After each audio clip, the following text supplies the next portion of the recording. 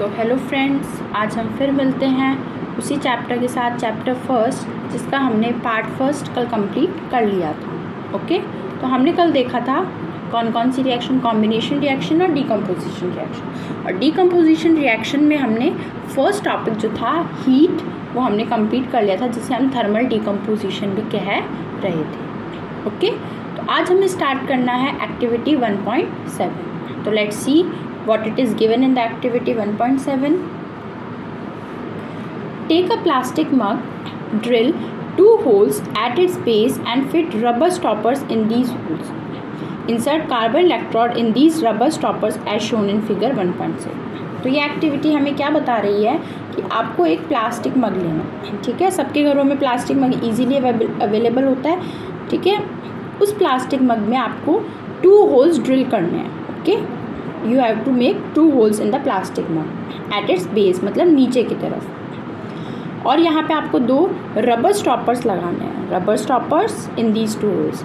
Then you have to insert carbon electrodes in these rubber stopper. In rubber stoppers में आपको carbon के electrodes को fit करना है। Okay, now next, connect these electrodes to a 6 volt battery.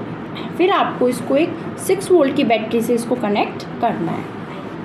Fill the mug with water such that the electrodes are immerse. इस तरीके से आपको मग को फिल करना है कि जो इलेक्ट्रोड्स आपने प्लेस किए हैं, the electrodes which you have placed in these, they are filled, they are immersed in the water. Okay, add a few drops of dilute HCl, dilute sulfuric acid.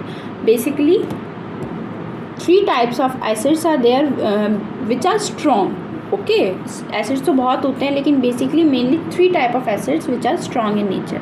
One is nitric acid, number second is hydrochloric acid HCl, and number third is sulphuric acid H2SO4, and nitric acid is HNO3। Okay, now take 2 test tubes filled with water. तो आपको 2 test tube लेनी है जो पानी से भरी होनी चाहिए, फिल्ड होनी चाहिए। फिर and then invert them over the 2 electrode. Invert means इस तरीके से आपको उल्टी लगानी है। ये जो आपने इलेक्ट्रोड्स लिए हैं, ये जो आपने इमर्स किए थे इलेक्ट्रोड्स, ठीक है, अब इसके आपको इन्वर्ट, उल्टी इनको 2 को फिट करनी है test tubes. Switch on the current and leave the apparatus. आपको यहाँ से नीचे से जो करंट है उसको स्विच ऑन करना है, और इस एपरेटस को आपको कुछ देर तक बिना डिस्टर्ब किए, बिना छेड़े, इसको कुछ टाइम तक छोड़ देना है। You will observe the formation of bubbles. किसके फॉर्मेशन हो जाएगा? यहाँ पे देखो, बबल्स, छोटे छोटे छोटे बबल्स फॉर्म होने लग जाएंगे। These bubbles displace water in the test tube. ये बबल्स क्या करेंगे? वाटर को डिस्प्लेस करेंगे। टेस्ट ट्यूब में जो हमने वाटर लिया था उसको डिस्प्लेस करने लग जाएंगे। Okay, is the volume of gas collected the same in the both the test tube. क्या आपने जो वॉल्यूम ऑफ गैस जो कलेक्ट की थी, ठीक है, वो दोनों में सेम है या डिफरेंट है, उसको चेक करने के लिए हमने ये टेस्ट किया, ये एक्टिविटी की है। Once the test tube are filled with the respective gases, remove them carefully. एक बार आपकी जो टेस्ट ट्यूब है, अगर वो गैसेज से रिस्पेक्टिव जो भी हमने गैसेज लेनी थी उससे एक बार फिल हो गई, तो आपको उसको केयरफुली रिमूव कर देना। Test these gases one by bringing a burning candle close to the mouth of test. You have to test these gases one by bringing these gases near to a burning candle. Okay, so I'll tell you that basically this activity is done to test the gases of hydrogen and oxygen. Okay, test the of hydrogen and oxygen. Okay, अब देखना यहाँ पे क्या होगा। ये जो hydrogen gas है और ये ऑक्सीजन गैस है, ठीक है। तो आपने क्या लिया यहाँ पे? एक तो कैथोड लिया और एक एनोड लिया। एनोड पे हमेशा कौन सा चार्ज होता है? Positive charge. ट्रिक से याद रख लेना, अगर आपको ऐसे याद नहीं रहता। एड मतलब एड अप करना किसी चीज़ को, तो एड अप करने के लिए एनोड, और कैथोड में नेगेटिव चार्ज होता है। ओके, अब इसमें से आपको पता है हाइड्रोजन जो होता है उसके हमेशा पॉजिटिव चार्ज होता है, ऑक्सीजन है नेगेटिव चार्ज। तो ये जो हाइड्रोजन गैस है ये कहाँ जाके उस टेस्ट ट्यूब में कौन से पार्ट पे जाके अटैच होएगी? पॉजिटिव है तो पॉजिटिव हमेशा किसके पास जाएगा, नेगेटिव के पास। पॉजिटिव पॉजिटिव रिपेल करेंगे और पॉजिटिव नेगेटिव अट्रैक्ट करेंगे। तो ये हाइड्रोजन, ये कैथोड बोलेगा आजा मेरे पास में आजा, तो ये जो कैथोड है ये नेगेटिव चार्ज है, ये इस हाइड्रोजन को अपनी ओर बुला लेगा। ओके, और ये जो ऑक्सीजन है ये नेगेटिव चार्ज है, तो ये एनोड जो है ये पॉजिटिव चार्ज है, तो ये एनोड बोलेगा कि तू बेचारा अकेला क्यों है, तू भी मेरे पास में आ जा। तो ये ऑक्सीजन को ये अपने और बुला लेगा जो एनोड है। ओके, तो यहाँ पे ये दोनों गैसेस कलेक्ट हो गई। अब आप एक चीज़ नोटिस करना कि ये जो गैसेस कलेक्ट हुई हैं, ठीक है, ये देखो इसका लेवल थोड़ा ज़्यादा है, this one is with high level and this one with this low level. Which gas? Oxygen is of high level and hydrogen is of comparatively lower than oxygen. Okay? तो अब देखना है कि हमें ये रिएक्शन या जो रिएक्शन हुई है किस तरीके से हुई। So now let's see. This hydrogen reacts with oxygen and it will form water. Okay? Now you have to balance it. So I have balanced here it oxygen. There are 2 oxygen atoms and here is only 1. So I'll put here 2. Okay. Now so hydrogen here becomes 4 and here only 2. So I add up here 2. Now let's see that the hydrogen gas is double of oxygen. Yes or no?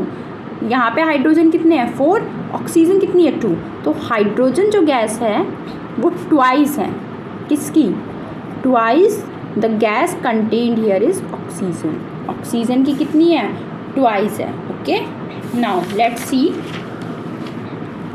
This step must be perform carefully by the teacher. What happens in each case, which gas is present in each tube. कौन सी gas present है each tube में, ये oxygen है और ये hydrogen है। अब देखो यहाँ पे जो हाइड्रोजन गैस है जो हमें ऑब्टेन हुई है वो ट्वाइस है किसकी, the volume of other gas. Other gas कौन सी थी यहाँ पे, ऑक्सीजन, उसकी ट्वाइस है। ओके, अब इसने यहाँ पे बोला था कि बर्निंग कैंडल के पास लाना है। अब आपको हमेशा एक चीज़ याद रखनी है, always remember one thing, the test for hydrogen gas is that it will burn with a pop sound. Okay, जब भी आप हाइड्रोजन गैस को पास करवाएंगे टेस्ट ट्यूब से या फिर आप उसको अगर बर्निंग कैंडल के पास लेके जाएंगे, okay, so it will burn with a pop sound, एक पॉप साउंड होगी उससे वो जलेगी। तो इसका मतलब this can be identified that the hydrogen gas is release. तो इससे आप क्या पता लगा सकते हैं कि जो हाइड्रोजन गैस है उसका रिलीजन हुआ है। ठीक है, ये टेस्ट है हाइड्रोजन गैस के लिए कि आप कैसे आइडेंटिफाई करेंगे कि ये कौन सी गैस है, which gas is this, how can you identify. So you can easily identify that if the burning candle is placed near the hydrogen gas or if the hydrogen gas is bring near a burning candle, then it will release with a pop sound. Okay, number second thing, oxygen gas है। Oxygen gas का क्या होता है test, अगर आप उसको burning candle के पास लेके जाएंगे तो वो क्या करेगी, it will help, it will burn. ठीक है, जो बर्निंग कैंडल थी वो इजीली और ज़्यादा बर्न कर पाएगी। ठीक है, उसमें आपको थोड़ा शाइनिंग या ब्राइटली शो होने लग जाएगा पहले की कंपैरिजन। तो इसका मतलब अगर आप ऑक्सीजन गैस को बर्निंग कैंडल के पास लेके जाएंगे तो वो आपको एक ब्राइटली एक शाइनिंग शो करने लग जाएगी। ठीक है, और ये हम पहले भी डिस्कस कर चुके, पहले पढ़ चुके हैं हम ये बातें कि जो ऑक्सीजन गैस होती है वो हेल्प करती है किसमें, it helps in combustion. Okay, combustion में हेल्प करती है, इट हेल्प्स इन कंबशन। ठीक है, तो वो हेल्प करती है जो बर्न होने के लिए कोई भी चीज़ को, कि हमेशा किसकी नीड होती है, ऑक्सीजन गैस की। तो ये टेस्ट था ऑक्सीजन। कार्बन डाइऑक्साइड का हमने कल देखा था, अगर हम उसको लाइम वाटर से पास करवें, जैसे एग्जांपल है CaOH का होल ट्वाइस, अगर हम इसे कार्बन डाइऑक्साइड के साथ रिएक्शन करवाएं सो इट विल फॉर्म CaCO3, और अगर ये CaCO3 किस में कन्वर्ट हो जाए, मिल्की, कैसा कलर हो जाए, milky, then it will be the test for carbon dioxide gas. कि अगर कार्बन डाइऑक्साइड को आप स्लैग्ड लाइम से पास करवाएंगे तो वो किस में चेंज हो जाएगा, जो कैल्शियम कार्बोनेट है ये मिल्की हो जाएगा। Okay, so it means it is the test for carbon dioxide gas. Hope you understood the activity 1.7 what it is telling us. Okay, so it is an example of which which decomposition? It is an example of, तो ये example किसका है? ये example है electricity का, ठीक है। First हमने देखा था हीट की प्रेजेंस में अगर हम कोई भी रिएक्शन को हीट प्रोवाइड कर रहे हैं तो वो कौन सी होगी? Thermal decomposition. And number second, यहाँ पे इलेक्ट्रिसिटी, हमने 6 वोल्ट की बैटरी लगाई तो इलेक्ट्रिसिटी प्रोवाइड की ना, तो इसलिए ये कौन सा टाइप का रिएक्शन हो जाएगी? इलेक्ट्रिसिटी या इलेक्ट्रोलाइटिक रिएक्शन। ओके, तो number second application of decomposition reaction is electrolytic decomposition reaction. Number first is thermal decomposition. Now let's see another activity what it is telling us. Now activity 1.8, take about 2 gram silver chloride. 2 gram silver chloride, silver chloride का formula होता है AgCl. okay, so 2 gram silver chloride means AgCl. what is its color? इसका colour कैसा होता है? इसका colour होता है whitish कलर, ठीक है। यहाँ पे राइट डाउन कर लेना white colour. Place this China dish in sunlight, आपको ये चाइना डिश में लेना है और इसको आपको सनलाइट के अंदर लीव कर देना है कुछ टाइम के लिए। Observe the colour of the silver chloride after some time, कुछ देर बाद में आप क्या ऑब्जर्व करेंगे कि ये जो सिल्वर क्लोराइड का जो वाइट कलर था अब वो चेंज किस में हो गया है? Now it turns into greyish colour और green colour with the presence of sunlight. So you will see that white silver chloride turns grey in sunlight. This is due to a decomposition. किसका decomposition हो गया? Silver chloride का, किसमें? Silver and chlorine by light. तो ये कौन सी type की reaction हो गई? लाइटिक डिकम्पोजिशन रिएक्शन, ठीक है। लाइट की प्रेजेंस में हो रहा है इसलिए फोटोलाइटिक। तो यहाँ पे क्या हुआ? ये जो सिल्वर क्लोराइड था सनलाइट की प्रेजेंस में, या लाइट हम बोल सकते हैं, लाइट की प्रेजेंस में ये कन्वर्ट किस में हो गई?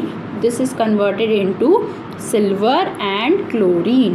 ओके, इसी से related one more reaction is also given, that is of silver bromide. Same, there we have taken silver chloride, now here we have taken bromide. These are the type of halogen, these are halogens, ठीक है। what they are called? halogens.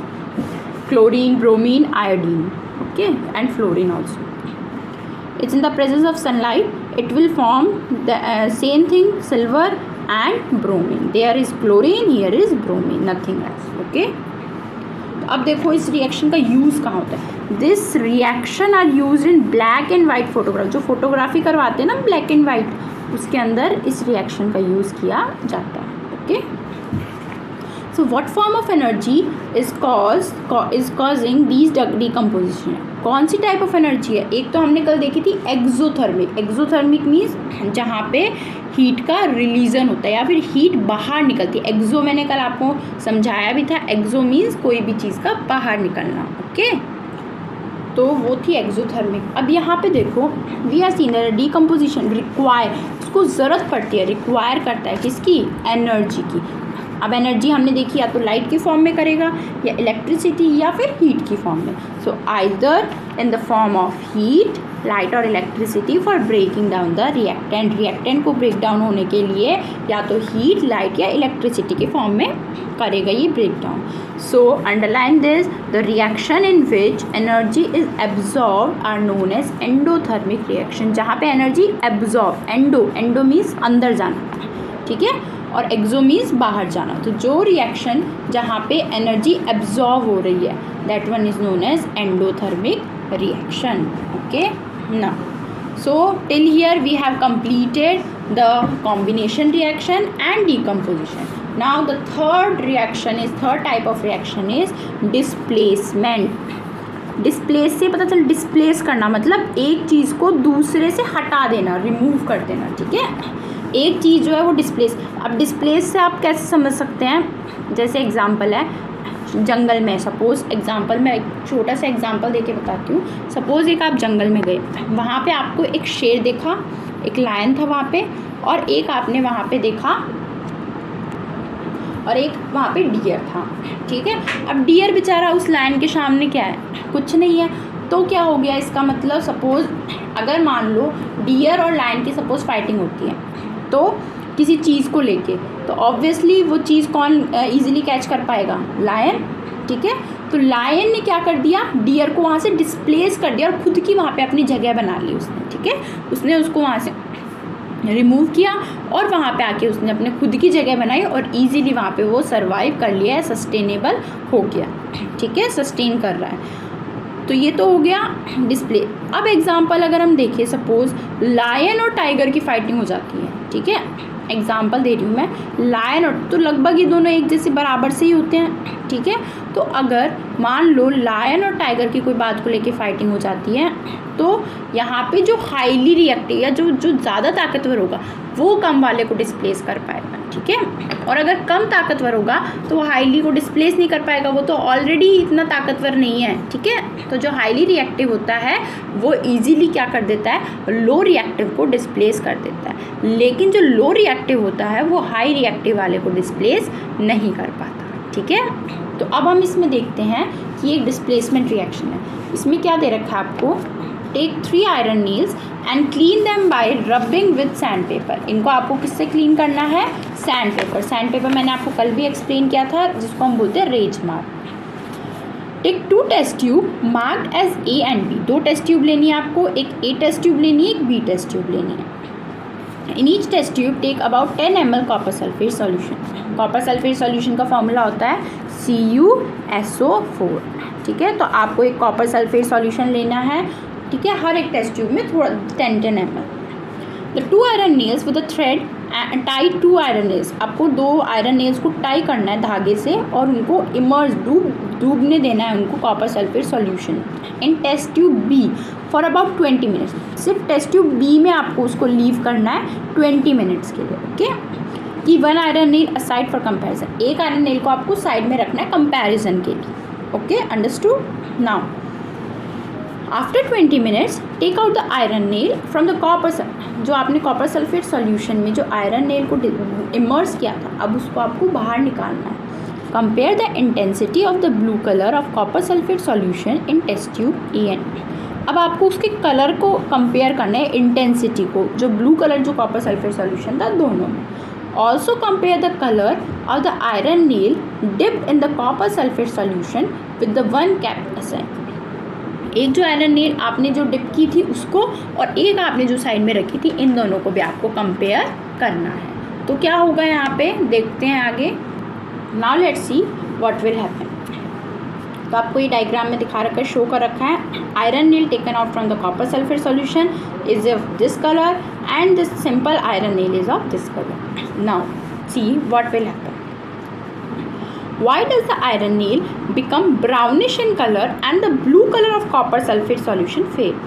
कि ये line explain करना चाहती है कि जो आपने जो आयरन नेल ली थी वो ब्राउनिश इन कलर में क्यों चेंज हो गई और उसका जो ब्लू कलर था एक्चुअल में कॉपर सल्फेट सॉल्यूशन को, वो फीका या फेड लाइट क्यों हो गया, okay. Now see the you have taken iron, okay, and a copper sulphate. Iron को आपने डिप किया था, आयरन नेल थी उसको आपने कॉपर सल्फेट सॉल्यूशन में डिप किया, ठीक है। तो आयरन एंड कॉपर। अब आपको उसके लिए एक पहले रिएक्टिविटी सीरीज़ याद करनी पड़ेगी। वो रिएक्टिविटी सीरीज़ क्या है देखते हैं हम। तो आप यहाँ पे देखो रिएक्टिविटी सीरीज़ क्या है।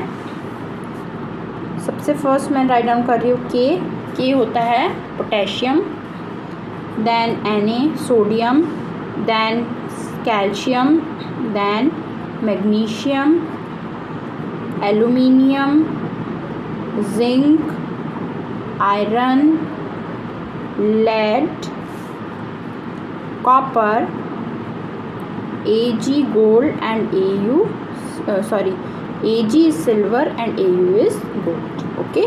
now अब देखो, अभी अपन ने क्या देखा कि जो आयरन है ये लिया था हमने और एक copper sulphate solution.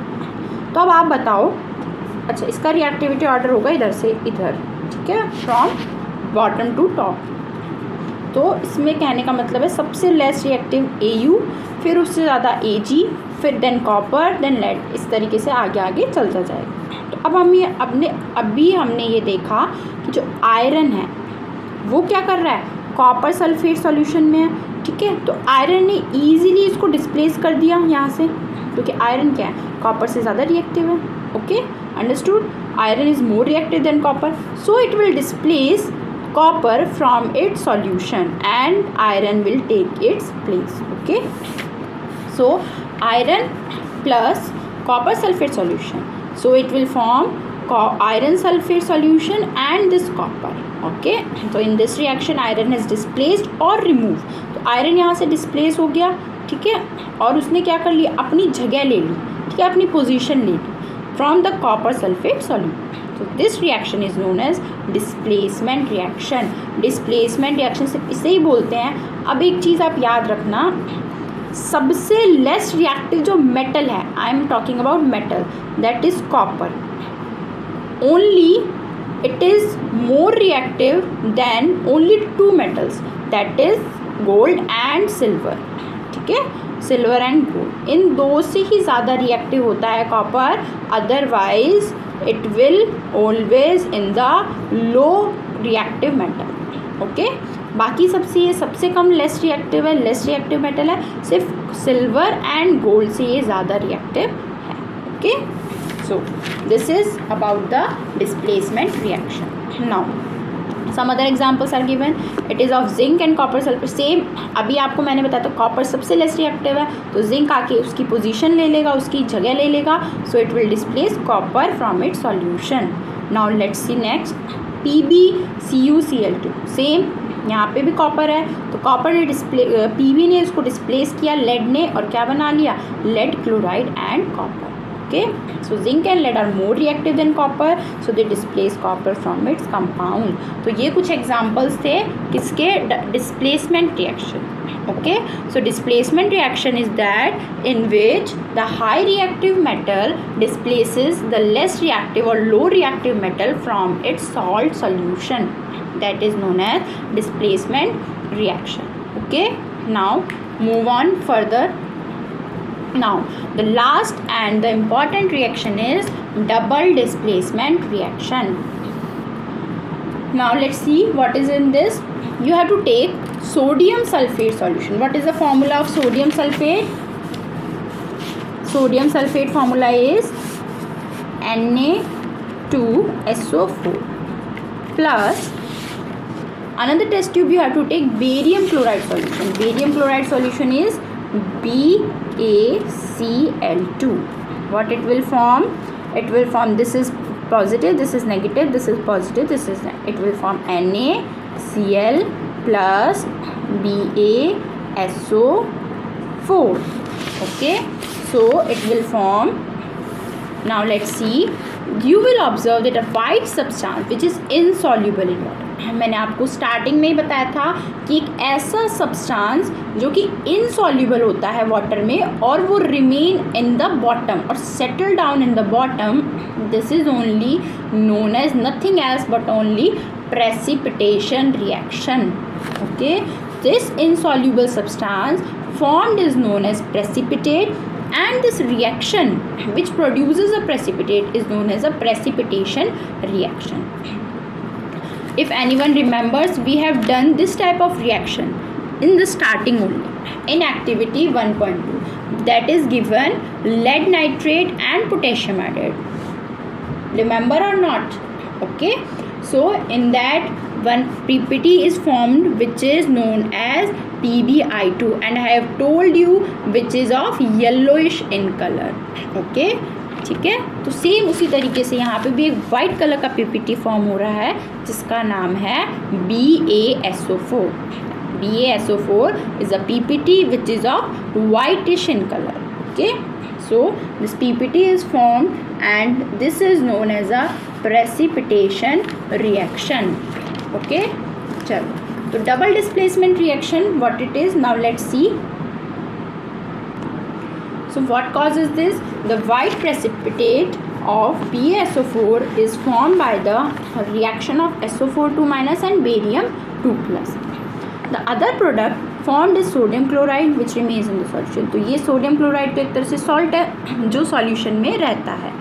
Such reaction, underline this, such reaction in which there is an exchange of ion.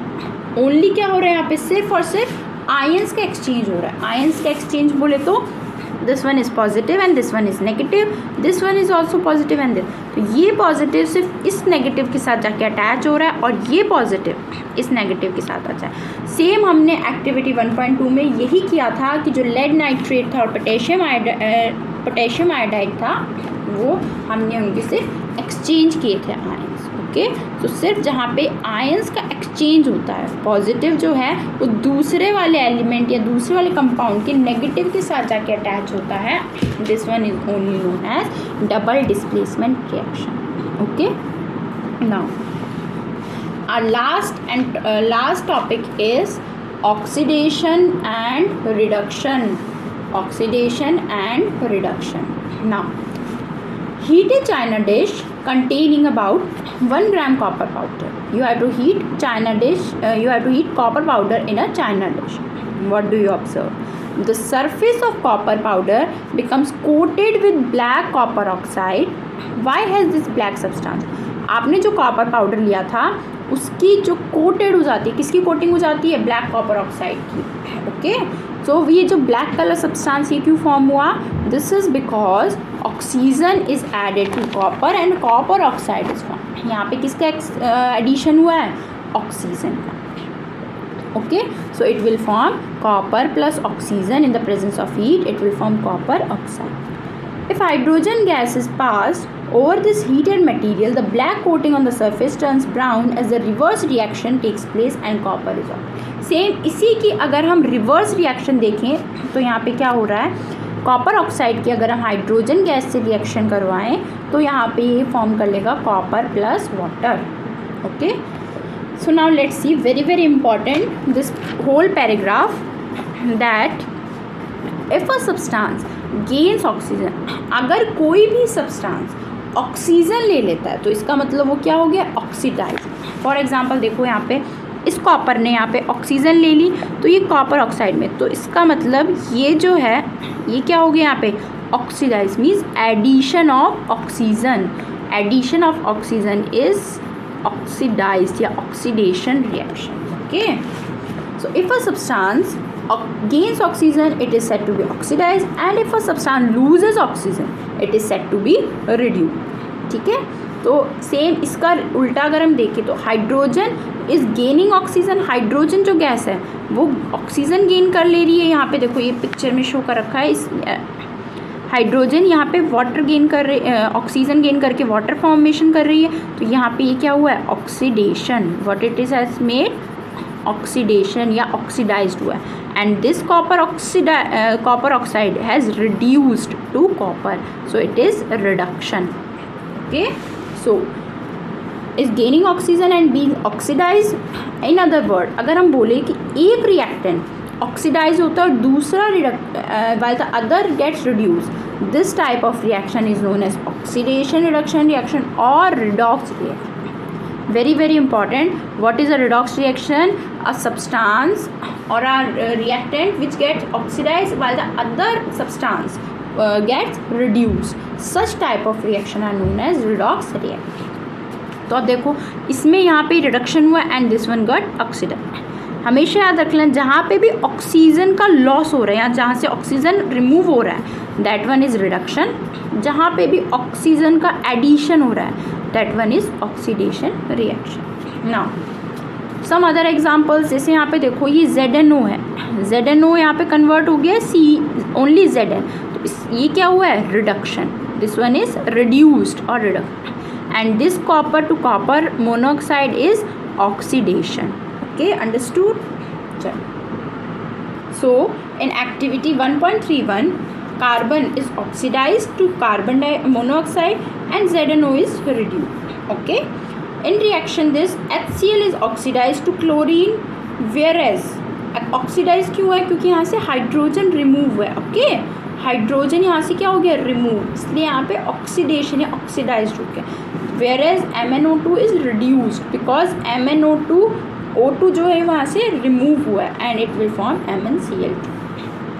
So we can say that if a substance gains oxygen or loses hydrogen, अगर कोई substance या तो oxygen gain कर रहा है और reduce कर रहा है, लूज़ कर रहा है हाइड्रोजन. जैसे फॉर एग्जांपल यहाँ पे इसने क्या किया? हाइड्रोजन लूज़ किया, तो ये कौन सा है? ऑक्सीडेशन. ठीक है, तो इफ़ इट इज़ ऑक्सीडाइज तो ये ऑक्सीडाइज हुआ है क्योंकि यहाँ पे हाइड्रोजन क्या हुआ है? Lose. And if a substance loses oxygen, for example यहाँ पे इसने ऑक्सीजन लूज़ किया तो और गेन्स हाइड्रोजन या हाइड्रोजन का गेन कर लेता है, that one is known as reduction या reduce. Okay, so till here we have completed, and the last topic is, which is included, is have you observed the effects of oxidation reaction in everyday life? In these, basically two topics are mentioned in your book. One is corrosion and number second is rancidity. What is corrosion? हम day to day life में हम corrosion के example देखते हैं. For example, जो iron के जो materials होते हैं, सपोज आयरन गेट, आयरन की कोई भी टेबल, चेयर, कोई भी स्टूल है आयरन की, तो उनको क्या हो जाता है, ब्राउनिश कलर की कोटिंग आ जाती है. Why? Because it's get contact with air and moisture, हवा और नमी. ठीक है, जब ये दोनों, अकेला सिंगल चीज़ नहीं होनी चाहिए, single material is not provided. Both these two materials if are obtained with, and it will form corrosion. Okay, तो एक ब्राउनिश कलर की कोटिंग आ जाती है जिसे हम कहते हैं corrosion. So now let's see. You must have observed that iron article are shiny. जब हम मार्केट से न्यू लाते हैं तब तो वो बहुत शाइनिंग होती है, लेकिन जैसे जैसे टाइम निकलता जाता है, जैसे जैसे with the passage of time it's get coated with a reddish brown powder. कैसे पाउडर हो जाता है? रेडिश ब्राउन कलर का when left for some time. By this process is commonly known as rusting. जंग लग जाना, आयरन को जंग लगना बोलते हैं, रस्टिंग. ठीक है. Some other metals also get tarnish in this. Tarnish means वही उनका जो मेटल्स होते हैं बाकी भी धीरे धीरे, स्लोली ग्रेजुअली उनका ऊपर की जो शाइनिंग लेयर है वो धीरे धीरे रिमूव होती जाती है. So have you notice the colour of coating formed on copper and silver? Copper और सिल्वर पे जो कोटिंग हो जाती है उसको आपने कभी नोटिस किया है? So when a metal is attacked by substance around it such as moisture, acid. अभी मैंने बताया था मॉइस्चर मीन्स नमी होनी चाहिए और एयर होना चाहिए. तो it is set to corrode and this process is known as corrosion. दोनों एसेंशियल हैं. दोनों अगर चीज़ नहीं होंगी, या तो अगर सपोज मॉइस्चर है एयर नहीं है, या एयर है मॉइस्चर नहीं है, तो कोरोजन कभी भी नहीं हो सकता. एग्जाम्पल, हमारे एनवायरनमेंट में एयर प्रेजेंट होती है और मॉइस्चर भी, ह्यूमिडिटी भी थोड़ी थोड़ी अमाउंट में प्रेजेंट होती है, इसीलिए कोरोजन होता है. अगर इन दोनों में से एक भी अगर चीज़ नहीं होगी तो कोरोजन नहीं होगा. Okay, so basically these two are essential for the corrosion process. The black coating on silver and the green coating on copper are other example of corrosion. तो ब्लैक कलर की कोटिंग आ जाती है silver पे और green colour की coating आ जाती है कॉपर. नाउ कोरोजन से बहुत सारा डैमेज होता है, जैसे कार बॉडीज़ हैं वो भी आयरन की बनी हुई होती हैं, ब्रिजेस, आयरन रेलिंग्स, शिप्स के कुछ पार्ट्स होते हैं, and to all object made of metal. जो भी मेटल्स और स्पेशली आयरन के जो बने हुए मेटल्स होते हैं उनके ऊपर कोरोजन प्रोसेस ज़्यादा फास्टली होता है. अब कोरोजन से बचने का आपकी बेसिकली बुक में दे नहीं रखा, लेकिन अगर मैं आपको कुछ प्रिवेंशन मेथड्स बताती हूँ, some prevention methods which we can remove to get corrosion. Corrosion होने से अगर हम उनको रिमूव या बचा सकते हैं तो उनके लिए कुछ प्रिवेंशन मेथड्स हैं. You can also write down. Number first is by painting. हम अगर पेंट कर दें गेट्स पे, शिप्स की जो भी ब्रिजेस होती हैं, शिप्स होती हैं, अगर उन पर पेंटिंग कर दें तो कोरोजन के चांसेस रिड्यूस हो जाएंगे. Okay, number first painting. Number second by greasing लगा दो या ऑयलिंग लगा दो. ठीक है, ऑयल लगा के. गैल्वेनाइजेशन क्या होता है? एक ऐसा प्रोसेस जिस पे हम आयरन के ऊपर किसकी कोटिंग कर देंगे? जिंक की. आयरन के ऊपर जिंक की कोटिंग क्यों कर देंगे? बिकॉज देखो, अभी हमने देखा था जस्ट रिसेंटली कि आयरन से ज़्यादा रिएक्टिव कौन होता है? जिंक. तो अगर हम जिंक की कोटिंग इसके ऊपर कर देते हैं तो वो क्या होगा? ईजीली उसके ऊपर कोरोड नहीं हो पाएगा. ठीक है, तो अगर हम जिंक की कोटिंग कर देते हैं आयरन मेटल के ऊपर तो उसको हम बोलते, this process is known as galvanization. तो कुछ पेंटिंग हो गया, oiling, greasing, galvanization. Okay, these are few examples by which we can prevent from rusting of iron. Now last topic of this chapter is rancidity. Hope you all understood this chapter. ठीक है, मुझे लगता है सबको समझ आया होगा. किसी की कोई भी डाउट्स, कोई भी queries, you can ask in the comment section. I will give you reply. Okay, now see last topic, rancidity. Have you ever tasted और smell the fat oil containing food material left for a long time? When fats and oils are oxidise होना मतलब वो जो fat और oil जब oxidise हो जाते हैं they become rancid and their smell and taste change, उनकी जो स्मेल और टेस्ट है वो चेंज हो जाता है। अगर हम उन्हें लंबे टाइम तक विदाउट प्रॉपर अगर प्रिजर्व करके नहीं रखें तो वो रेंसिड हो जाते हैं। जैसे एग्जांपल, अगर हम सपोज़ कोई भी पिकल लाते हैं, कोई भी मार्केट से भी या घर पे कोई भी अपन पिकल या अचार डालते हैं, तो अगर हम उसके ऊपर ऑयल नहीं डालें तो क्या हो जाएगा, कुछ टाइम बाद में वो ख़राब हो जाएगा। Understood?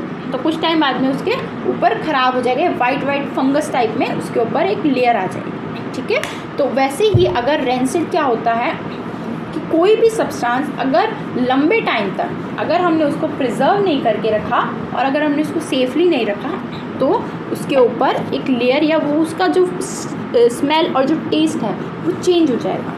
Usually substances which prevent oxidation, तो कुछ सब्सटेंस ऐसे होते हैं जो ऑक्सीडेशन से प्रिवेंट करते हैं, जिन्हें हम बोलते हैं एंटीऑक्सीडेंट। उनको हम ऐड करते हैं फूड में जो कि फैट और ऑयल के बने हुए होते हैं। फॉर एग्ज़ाम्पल, अगर आपने सुना होगा मम्मी लोग जब अचार डालती हैं तो उसमें मम्मी उसका एकदम पानी जो मॉइस्चर नमी उसको पूरी तरीके से रिमूव कर देती है, ताकि कोई भी तरीके का कोई भी अगर ज़्यादा आपको लंबे टाइम तक उसको प्रिजर्व करना है तो उसके लिए सबसे बेस्ट तरीका है उसका जो वाटर है, उसका जो भी नमी है उसको आप पूरी तरीके से रिमूव कर दो।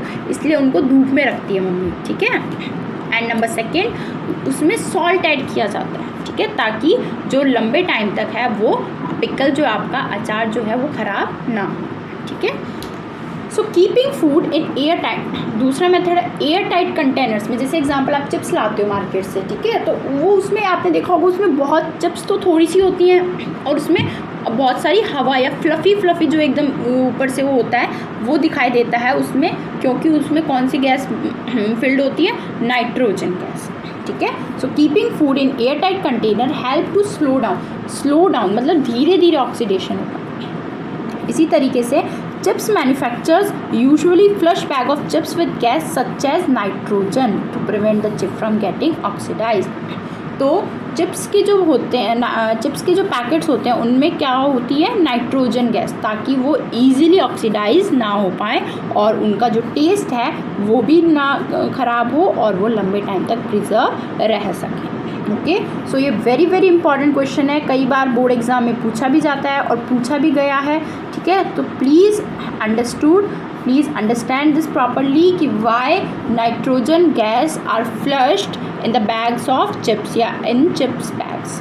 ठीक है, जो चिप्स के बैग्स होते हैं उनके अंदर नाइट्रोजन गैस को फ्लश क्यों किया जाता है, उनको क्यों भरा जाता है, ताकि वो ऑक्सीडाइज ना हो और वो जो चिप्स हैं वो लंबे टाइम तक प्रिजर्व कर सके और हम उन्हें बेटर यूज़ के लिए काम में ले सकें आगे फर्दर। ओके, सो इसलिए चिप्स के बैग्स में नाइट्रोजन गैस फ्लश की जाती है। So I hope you all understood this chapter. ठीक है, आपके कोई भी डाउट्स हो, कोई भी क्वेरीज हो, आप मुझसे शेयर करें, मैं आपको उनके आंसर्स ज़रूर और जल्द ही दूँगी। और मैं कुछ आपको इम्पॉर्टेंट क्वेश्चंस भी लिखवा दूँगी जो आपके बोर्ड एग्ज़ाम में आ सकते हैं, आने के चांसेस होते हैं। Okay, so take care, bye bye and all the best for your exams. Okay, so हम कल स्टार्ट करेंगे next chapter number 2। Okay, thank you.